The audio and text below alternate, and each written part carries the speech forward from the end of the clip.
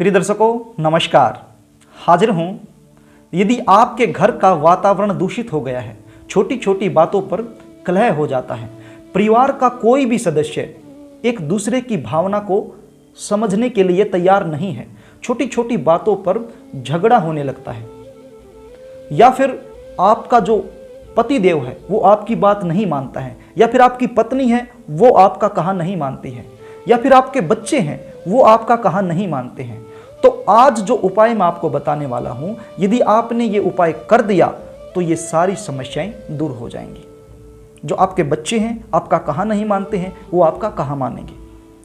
जो आपसी प्रेम जो खत्म हो गया है वो प्रेम दोबारा से लौट कर आएगा। जो घर का वातावरण है वो बहुत दूषित हो गया है, कलह का वातावरण बन गया है, तो आपके घर में सुख शांति आएगी। यदि आपके घर में लक्ष्मी नहीं टिकती है तो लक्ष्मी भी टिकना शुरू हो जाएगी। प्रिय दर्शकों, जिस घर में कलह का वातावरण होता है उस घर में लक्ष्मी नहीं रहती है, ये शास्त्रों में लिखा गया है। और जिस घर में सुख शांति होती है उस घर में लक्ष्मी का हमेशा ही निवास होता है। इस विषय को लेकर के भी मेरे पास बहुत ज्यादा फोन कॉल्स आते हैं, काफी लोग मुझसे मिलते भी हैं और मुझसे पूछते हैं कि गुरुजी हमारे घर में ऐसा क्या हो गया है, कोई भी एक दूसरे की बात मानने के लिए तैयार ही नहीं है, छोटी छोटी बातों पर लड़ाई झगड़ा करते हैं। पता नहीं, ऐसा लगता है कि किसी ने कुछ करवा दिया है, हमारे घर पर किसी की नजर लग गई है। कोई भी बात हम करते हैं तो झगड़ा शुरू हो जाता है। कोई भी एक दूसरे की बात समझने के लिए तैयार ही नहीं होता है। बच्चे हैं, कई बार तो बच्चे ऐसी बातें बोल देते हैं कि मुंह छुपाने के लिए जगह नहीं मिलती, ऐसी गंदी वाणी का प्रयोग करते हैं, हम सुन नहीं पाते हैं। गुरुजी हो क्या गया है, पहले तो ऐसा नहीं था। कुछ दिन पहले तो हमारी लाइफ बिल्कुल सही चल रही थी, लेकिन पिछले 1-2 साल से पता नहीं हो क्या गया है, किसी ने कुछ करवा दिया है, परिवार का कोई भी सदस्य सही नहीं रहता है। तो मैं उनकी जन्म कुंडलियां देखता हूं, तो जन्म कुंडलियों में मैं देखता हूं जो ग्रह की दशा होती है वो उनके विपरीत चली होती है। आज एक छोटा सा उपाय मैं आपको बताऊंगा, बिल्कुल छोटा सा, क्योंकि मैं हमेशा ऐसे उपाय बताता हूं जो बहुत कम खर्चे के होते हैं लेकिन कारगर होते हैं। उसमें बस आपका विश्वास, आपकी श्रद्धा होनी चाहिए। जितनी श्रद्धा विश्वास से और मेरे बताए गए तरीके से आप करोगे तो उतना ही लाभ आपको मिलेगा। उपाय बड़ा आसान है, कुछ चीजें हैं, कुछ सामग्री है, आपने वो बाजार से लेकर के आनी है, पंसारी की दुकान से आपको मिल जाएगी। तो प्रिय दर्शकों, उपाय बताऊं इससे पहले आपसे निवेदन करना चाहूंगा, यदि आप मेरे चैनल पर नए हैं तो चैनल को सब्सक्राइब कर लीजिए, बेल आइकन को भी प्रेस कर लीजिए, ताकि हमारी आने वाली जो वीडियो हैं उनका नोटिफिकेशन आपको मिल सके और वो वीडियो आप आसानी से देख सके। तो प्रिय दर्शकों, आपने मार्केट से लेकर के क्या आना है उसको थोड़ा सा ध्यान से सुन लीजिए।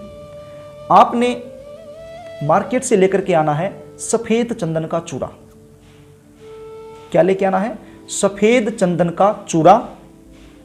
आपने 3 लौंग लेके आनी है, साथ में देवदारू वृक्ष की लकड़ी लेकर के आनी है।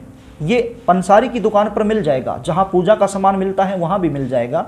आप पंसारी की दुकान समझते हैं ना, पंसारी की दुकान जहां जड़ी बूटियां मिलती हैं, तो वहां से ये सामग्री आपको आराम से मिल जाएगी।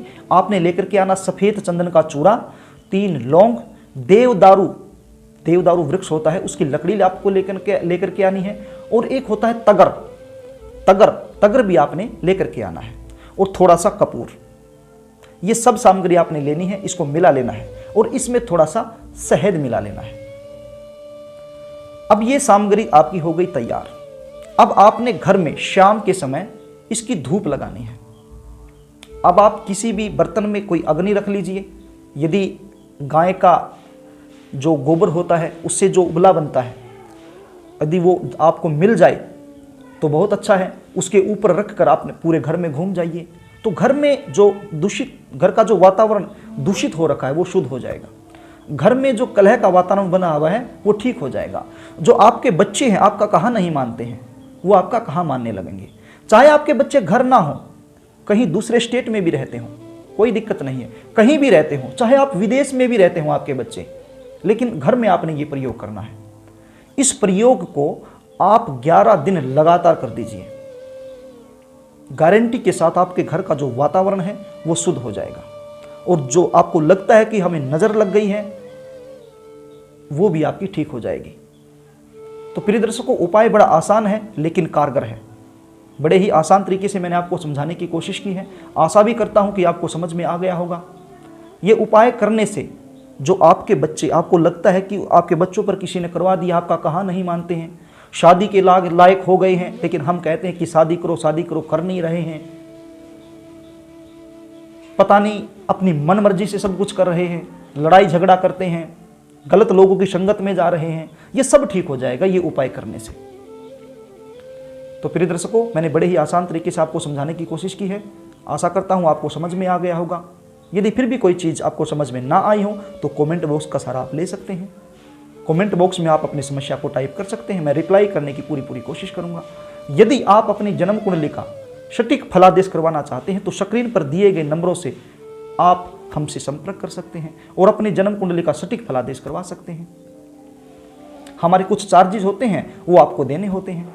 उसके बाद हम आपकी जन्म कुंडली का जो फलादेश है बड़ी सटीकता से करेंगे, आपको बता देंगे कि वास्तव में समस्या क्या बनी हुई है। तो प्रिय दर्शकों, यदि कार्यक्रम अच्छा लगे तो वीडियो को लाइक करना, शेयर करना, कमेंट भी करना।